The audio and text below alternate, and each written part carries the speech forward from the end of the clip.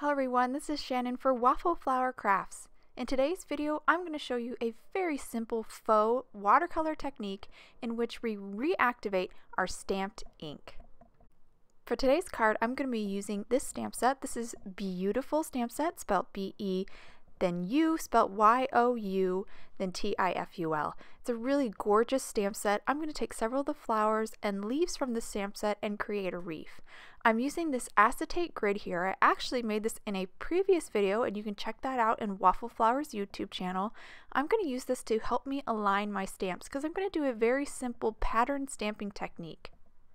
So this acetate panel is actually the exact same size of an A2 panel, so it's 4 1/4 by 5 1/2, and I am using the diagonal half line to help me arrange these flowers and leaves on that half of the panel.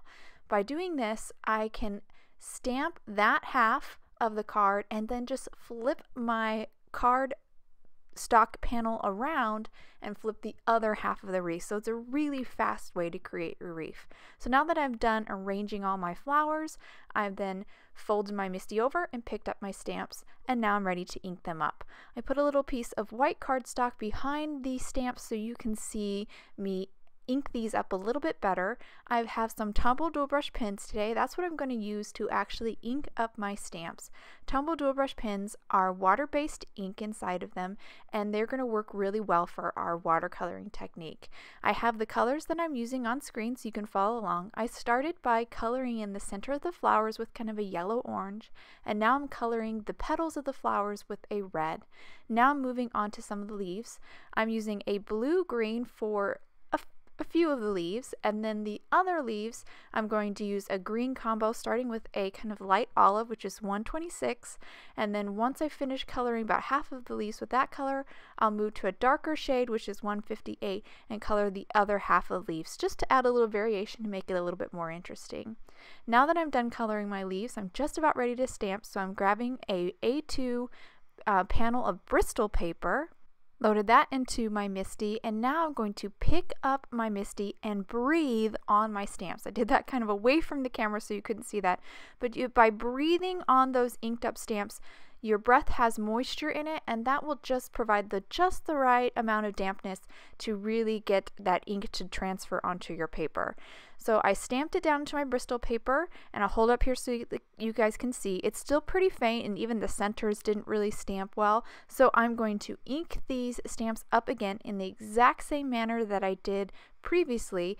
Do all the flowers and all the leaves, breathe on them once I'm done inking them up, and then just stamp these images again a second time, and that will just make everything a little bit bolder and definitely get that center more pristine.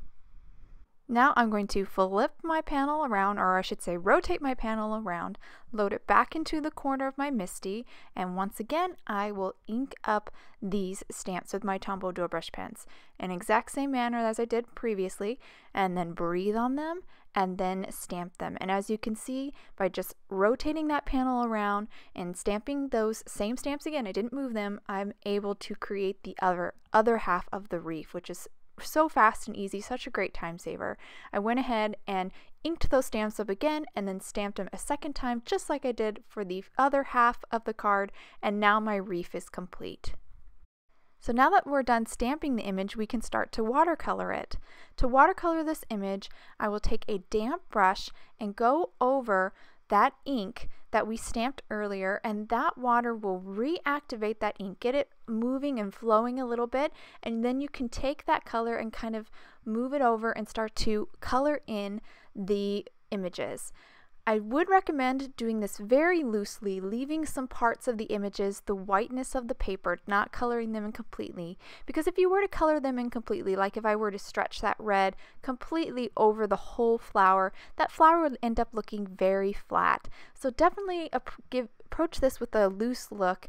I think it makes it look really pretty, and it's very easy to do. You don't have to worry about staying in the lines. In fact, I encourage you to kind of go outside of the lines. I do it frequently here.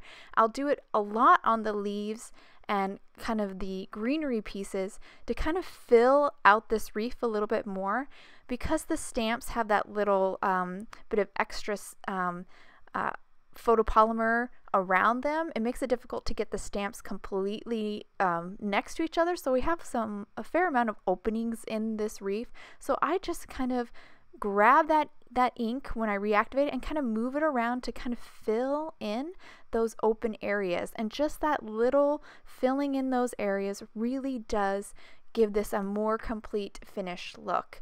And I think it really softens everything up and just makes it really pretty. And this is actually really fast. This watercoloring goes faster than the inking of the stamps in the very beginning that we did. This is even faster.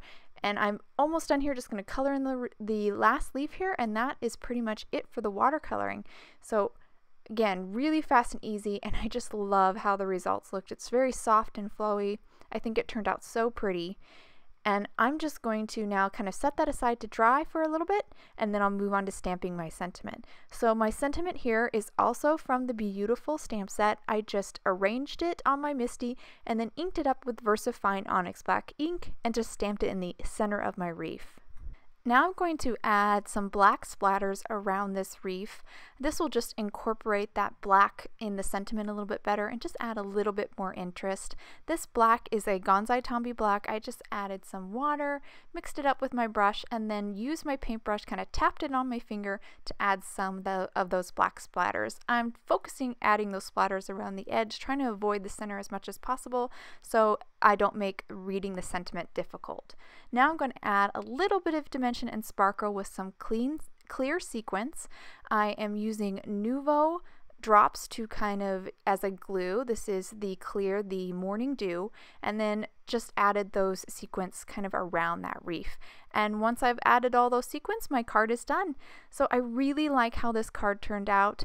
It just is a very simple and pretty and flowy and soft, just a really fun look, and it was so easy to do. I hope you guys enjoyed today's card and video. If you want any more info on the products I use, please visit Waffle Flower, and you can follow us on YouTube, Instagram, and Facebook for more creative ideas. Thanks for watching and have a wonderful day.